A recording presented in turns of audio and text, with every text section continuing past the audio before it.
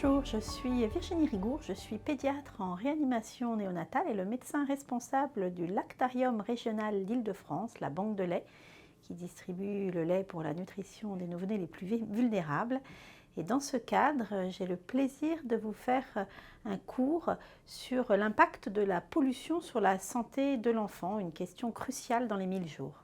Alors, tout d'abord, il est important de savoir à quels polluants vont être exposés les nouveau-nés et les nourrissons. La classification notifie finalement 3 grands groupes. Les métaux lourds avec plomb, mercure, arsenic, les polluants organiques persistants, dits POPs, avec donc les composés organochlorides, les retardateurs de flamme, et puis les produits non persistants, pesticides, phtalates, bisphénol.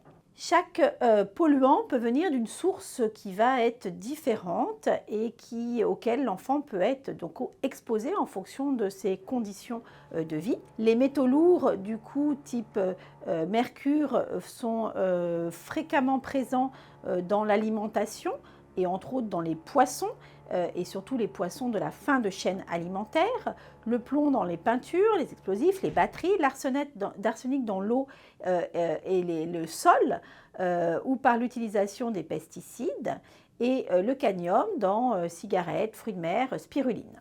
Pour les POPs, il faut savoir qu'il y a une résistance importante à la décomposition chimique qui vont être donc véhiculés par l'air, qui vont se déposer sur les sols et dans l'eau et qu'ils finissent souvent dans les liments avec une demi-vie très longue et une lipophilie qui facilite la bioaccumulation dans l'organisme. On peut donc s'exposer via la chaîne alimentaire et entre autres poissons, fruits de mer, œufs, viande, sources de graisse vont être des sources essentielles. Les retardateurs de flamme, c'est le moyen de prévenir l'inflammation, on va dire, de certains ustensiles que l'on utilise dans le quotidien, entre autres ordinateurs, télévision, sièges auto, textiles des meubles. Tous les processus chimiques et industriels peuvent participer au dégagement de dioxine et de furane. Les appareils électroniques, les eaux domestiques, les eaux usées, les eaux issues de l'industrie peuvent contenir des PCB. Le PFA, qui sont plutôt des répulseurs un peu d'huile et d'eau, sont plus contenus dans les tapis, les tissus d'ameublement, certains emballages, certains vêtements, voire ustensiles de cuisine ou pour éviter l'adhésion. Les pesticides, bien évidemment, on les retrouve dans les biocides, insecticides, herbicides utilisés dans l'agriculture et dans les jardins. Et les phtalates ou bisphénols peuvent être retrouvés dans les cosmétiques, les plastiques, les jouets, les produits d'entretien, même dans les dispositifs médicaux. Alors, la particularité de la toxicologie en pédiatrie, c'est quoi? Bien, c'est que l'enfant est finalement dans une fenêtre de vulnérabilité et finalement est considéré comme une population à haut risque. Pourquoi? Parce que physiologiquement, d'abord, il va ingérer plus d'aliments, plus d'eau, inhaler plus d'air par rapport à son poids corporel. Il est en pleine croissance. Deuxième élément qui favorise cette exposition, c'est la plus grande surface cutanée, une peau plus fine, moins kératinisée qui va favoriser l'absorption. La voie respiratoire avec des voies aériennes de petit calibre, une fréquence respiratoire élevée, une barrière alvéolo-capillaire immature, plus perméable. Et enfin, l'incapacité à métaboliser, à détoxifier, à excréter certaines substances. Après, il y a des comportements spécifiques liés à l'âge de l'enfant ou à ses conditions de vie qui peuvent favoriser l'exposition. C'est particulièrement le fait qu'il va mettre régulièrement ses mains à sa bouche. C'est le mode unique de consommation alimentaire qui peut faire qu'il est exposé de façon quotidienne à des produits alimentaires qui sont utilisés pour son régime et le fait qu'il soit proche du sol. Après, il peut y avoir une sensibilité spécifique de ces organes en pleine croissance et en développement. Quels sont les mécanismes d'action de ces contaminants sur la santé? D'abord, il y a une exposition et cette exposition, elle peut cumuler la phase in utero et la phase postnatale. Puis après, différents mécanismes vont impacter la santé de l'enfant via des perturbations de la méthylation de l'ADN, des dysfonctions immunitaires, une inflammation, un stress oxydatif produit par ces polluants. Ensuite, il peut y avoir des modifications corporelles, physiologiques et des métabolismes et un certain degré de prédisposition à des pathologies chroniques à distance, cardiovasculaires, respiratoires ou métaboliques, dans le cadre de la pathologie du programming. Alors, quelles sont donc les sources de contamination spécifiques en pédiatrie? Malgré la Convention de Stockholm, qui visait à réduire et à éliminer la production et l'émission des POPs, il en persiste et ils sont fréquemment détectés dans le sang du cordon, dans le sang maternel, dans le placenta et dans le lait de mère, ce qui témoigne la persistance d'une contamination maternelle qui peut après exposer l'enfant.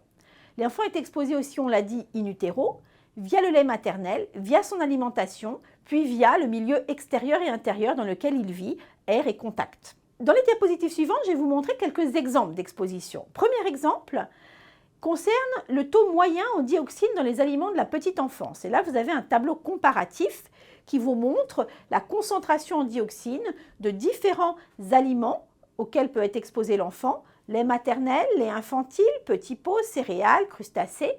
Vous voyez des grosses différences de concentration avec une évolution au cours des âges de l'exposition liée à la fluctuation du régime auquel il est soumis. Deuxième exemple, c'est l'exposition spécifique liée aux préparations infantiles.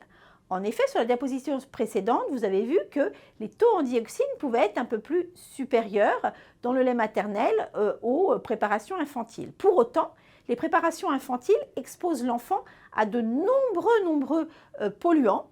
D'abord, les médicaments, tout simplement, pour lesquels sont traités, du coup, éventuellement le bétail et qui peuvent se retrouver dans le lait, certaines bactéries, des minéraux toxiques, cadmium, uranium, arsenic, l'aluminium, qui est utilisé comme agent anti-agglomérant, dont la contamination peut venir du matériel qui est utilisé dans la fabrication et dans le conditionnement des boîtes de ces laits, le plomb, qui peut être retrouvé avec des différentes concentrations, les POPs, qui sont en général inférieurs au taux admissible, et certains contaminants tels herbicides ou bisphénol qui ont été retrouvés. Et puis, il peut y avoir aussi des fragments de métal, voire des nanoparticules. La diapositive suivante vous permet de vous démontrer un petit peu le calcul de l'exposition. Le calcul de l'exposition, il peut se faire grâce à des chiffres avec un risque carcinogène, par exemple, exprimé pour les POPs en fonction d'un indice, en considérant qu'il existe un niveau acceptable ou un risque d'effet secondaire. Et il peut y avoir du coup un niveau qui va entraîner une perturbation du système endocrine, de l'appareil reproductif, des fonctions immunitaires, voire un niveau qui va exposer un risque carcinogène, neurotoxique ou génotoxique.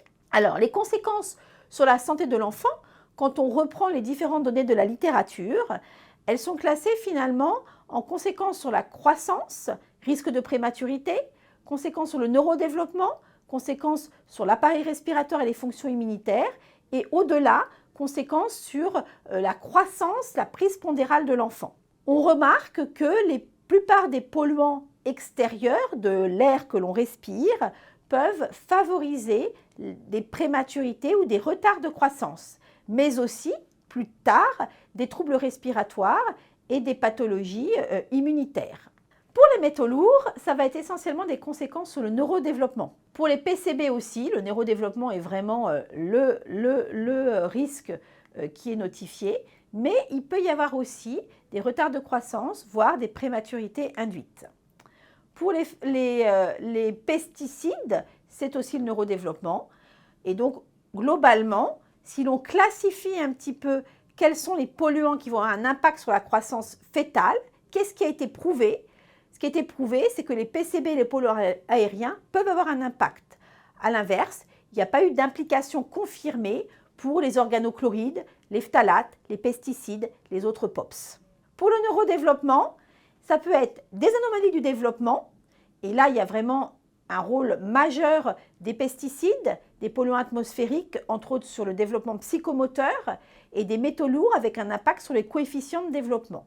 Pour les troubles du comportement type autistique ou du spectre autistique ou l'hyperactivité, là encore ressort de façon prédominante les métaux lourds, plomb, mercure, pesticides et PCB. Ce qu'il faut savoir, c'est qu'il peut y avoir une prédisposition qui va être liée finalement à des polymorphismes dans certains cytochromes qui peuvent favoriser l'apparition ou non de ces complications neurologiques. L'effet pulmonaire et immunitaire, c'est essentiellement les polluants atmosphériques, les métaux lourds, les nanoparticules. Ils peuvent impacter la fonction pulmonaire, favoriser la survenue d'allergies, de rhinite, prédisposer éventuellement aux infections. Enfin, le point important, et ça c'est vraiment quelque chose sur lequel on insiste actuellement, c'est finalement les pathologies du programming, les 1000 jours. Quel événement extérieur, quel polluant peut impacter finalement l'expression de certains gènes par un phénomène épigénétique, modifier cette expression et altérer le phénotype du futur adulte que sera cet enfant qui a été exposé. L'exposition peut commencer dès la période anténatale, peut même concerner les gamètes du père ou de la mère, et après être poursuivie par l'allaitement maternel, l'environnement ou l'allaitement artificiel de l'enfant. Quels sont du coup les principaux polluants qui vont favoriser la survenue des pathologies du programming? Eh bien, ça va être essentiellement les DDE qui sont finalement promoteurs, on va dire, de survenue de l'obésité, diabète, maladie cardiovasculaire, et les POPs qui vont altérer l'homéostasie thyroïdienne de la mère ou du fœtus. Un tout petit focus sur les situations de précarité qui sont de plus en plus fréquentes actuellement avec les déplacements de population, avec la précarisation de la société. L'exposition peut se faire via l'habitat qui va être ancien, insalubre, la pollution des sols, la récupération des métaux, des appareils de chauffage défectueux, mal entretenus, l'utilisation de chauffage d'appoint. Et là, ça va être essentiellement le plomb, le monoxyde d'azote, les gaz d'échappement qui peuvent ressortir comme des polluants auxquels les enfants peuvent être exposés. Pour obtenir un effet neurotoxique du plomb, on va être obligé d'atteindre des doses excessivement importantes. Idem pour le fait que ça se complique d'un déficit cognitif et c'est une exposition aussi prolongée. Il peut y avoir des problématiques d'intoxication au monoxyde d'azote et il peut y avoir des pathologies chroniques respiratoires liées à l'inhalation d'hydrocarbures, par exemple. Et puis, cette dernière diapo, c'est pour faire un petit focus sur les nanoparticules. Les nanoparticules que l'on utilise dans le cadre des nanotechnologies sont des polluants émergents qui sont libérés. L'enfant est exposé par les jouets en peluche, éventuellement des produits de nettoyage, les sacs de stockage du lait maternel, les gazons synthétiques, les stades où il peut jouer, certains composants qui sont introduits dans éventuellement des sucreries. Ces nanoparticules peuvent se fixer dans différents organes dans l'organisme. Alors maintenant, il y a le téléphone. Alors, ces nanoparticules sont utilisées pour leurs propriétés physiques, optiques, thermiques, chimiques ou biologiques. Elles vont finalement diffuser via l'air, via l'eau, via éventuellement certains aliments et être ingérées par voie aérienne, par voie digestive, par voie transcutanée. Et elles peuvent avoir un impact du coup sur la santé de l'enfant. Alors, comment protéger l'environnement des bébés par rapport à certains polluants? Et là, on fait un petit focus sur comment protéger, entre autres, par rapport aux perturbateurs endocriniens. Dans la cuisine, c'est utiliser des produits de nettoyage écolabellisés, non parfumés, bien laver les aliments et les ustensiles de cuisine, utiliser des récipients en verre plutôt ou en porcelaine. Dans les salles de bain, éviter les produits colorants, éviter les produits corporels parfumés avec arôme, utiliser des produits sans parabènes, sans bisphénol. Pour la chambre du nouveau-né, il faudra laver les nouveaux produits textiles, éviter les jouets parfumés, préférer des jouets mention CE et surtout bien aérer après l'achat des nouveaux meubles avant de mettre le bébé dedans. Donc en cas de pic de pollution, que faire? Tout d'abord, aérer les logements au moins 10 minutes par jour et davantage quand on bricole, on cuisine, on fait le ménage. Ne pas entraver les fonctionnements des systèmes d'aération, les entretenir régulièrement. Limiter les sorties, surtout au moment des pics de pollution, au moment où le trafic routier est le plus important. Éviter de se promener en poussette à hauteur des pots d'échappement et finalement les nouveaux modèles de poussettes ou le portage en porte-bébé permet de prévenir un petit peu cette exposition. Au total, comment limiter la contamination? Eh bien, tout d'abord en agissant sur le plan de l'environnement à l'échelon national et loco-régional, en favorisant finalement ou éliminant des comportements à risque, type tabagisme, alcool, stress, utilisation des téléphones à proximité des bébés. Faire finalement une prise en charge pluridisciplinaire autour donc du coup des pouvoirs publics, des médecins du travail, des équipes obstétrico-maïotiques et pédiatriques pour mieux informer les familles et éviter par exemple les expositions, entre autres par exemple si une maman travaille dans le milieu de la teinturerie, le milieu de la coiffure, avec une exposition à certains produits, il peut y avoir des reclassements professionnels. Et puis surtout, prévenir les situations cliniques favorisantes qui vont être les anémies, les carences calciques, qui vont favoriser la susceptibilité à ces différents polluants.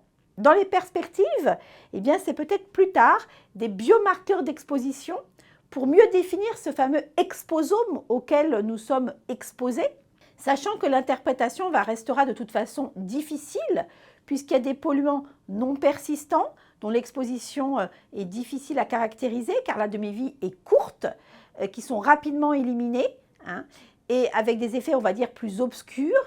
Et à l'inverse, il y a des polluants persistants avec une bioaccumulation, avec un risque potentiel qui est décrit, mais un ratio taux d'exposition récente versus longue à long terme qui est difficile à définir. Il y a un besoin réel de coordonner nos efforts en termes de recherche pour améliorer la compréhension des risques environnementaux, pour développer et évaluer l'intérêt de la nanomédecine et des nanovaccins. Et donc, il faut aussi une meilleure évaluation du coût de ces polluants atmosphériques. Entre autres, par exemple, des études récentes ont démontré un coût énorme des perturbateurs endocriniens, voire des métaux lourds sur finalement le budget national vis-à-vis des différentes pathologies développées. Quelques sources d'informations pour enrichir vos connaissances. Et un petit tableau qui récapitule un petit peu les principaux polluants, les principales nuisances. Ce qu'il faut espérer, c'est qu'avec l'ensemble des questions que l'on aura traitées dans le cadre de ce MOOC, vous serez incité en tant que professionnel à sensibiliser les familles, à vous sensibiliser vous-même à ces moyens de prévention et à favoriser finalement la communication sur le sujet et à continuer à enrichir vos connaissances, à les actualiser régulièrement pour que, on va dire, on ait un message adapté, ajourné aux connaissances et qu'on puisse au mieux prévenir, on va dire, promouvoir la santé de l'enfant, de la mère et du coparent. Donc merci encore pour votre attention et j'espère que du coup en parcourant ce MOOC, vous aurez été sensibilisé à l'impact de l'environnement sur la santé de l'enfant et que vous ferez en tant que professionnel de santé finalement une information, vous diffuserez cette information pour sensibiliser les familles que vous allez côtoyer pour essayer de prévenir, on va dire, l'exposition et promouvoir la santé de l'enfant et du futur adulte.